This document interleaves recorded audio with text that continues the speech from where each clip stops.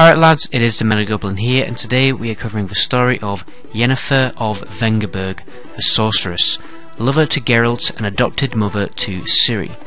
I think it's important to learn a little about sorceresses as a people before we begin focusing on the character. Now, from reading the book, women become mages or magic using people in a very different way to men.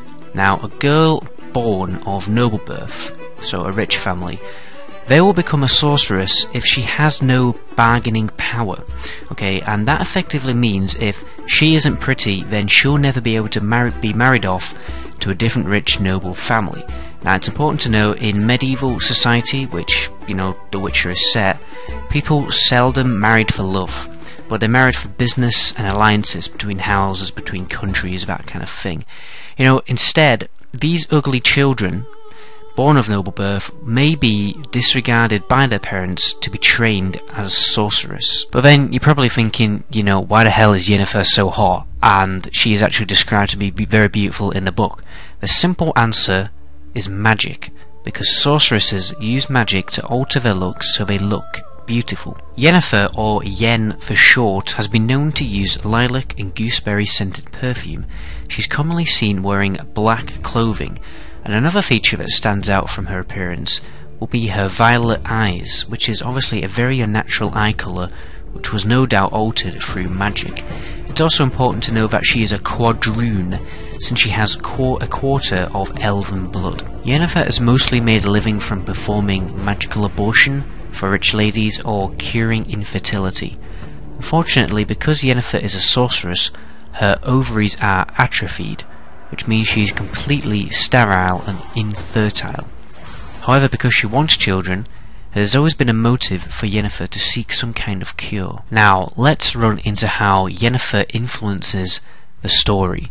She first met Geralt when he and Dandelion didn't have anything for breakfast, thus they decided to try and fish. Instead of catching fish, however, they found a jar. Inside the jar was a djinn, or a genie. However, the spectre was monstrous and attempted to kill them rather than give them wishes. Dandelion was injured, so they decided to travel to the closest town for help. They quickly discover the presence of Yennefer, who is living with a merchant. Geralt speaks to her and asks her whether she can help Dandelion, but she seems more interested in the attacker. Yennefer traps both Dandelion and Geralt in a bedroom and demands Geralt to hand over the seal to the Dingeon's jar, since she wants to summon the djinn, enslave it and harness it for magical powers. Eventually she gets her way, and the djinn is summoned directly into the town and causes complete chaos, ripping off roofs and blowing up the streets. Geralt tries to stop Yennefer from taming the djinn, since he fears it will kill her.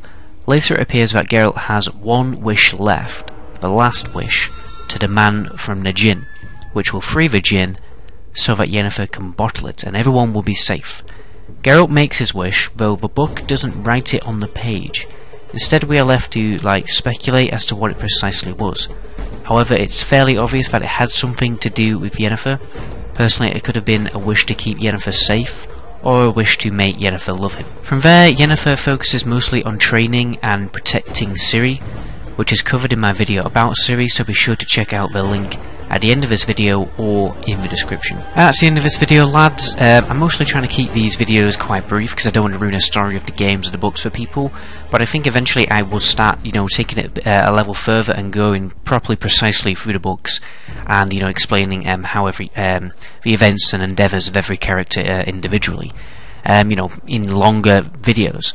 But anyway, leave a request for the next video, whether you want me to do.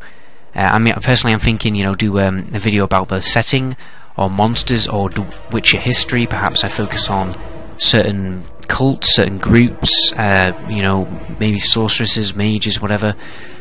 Whatever you want, leave a comment below of what kind of video you would like me to feature next. But anyway, my name is the Goblin, and until my next video, ciao!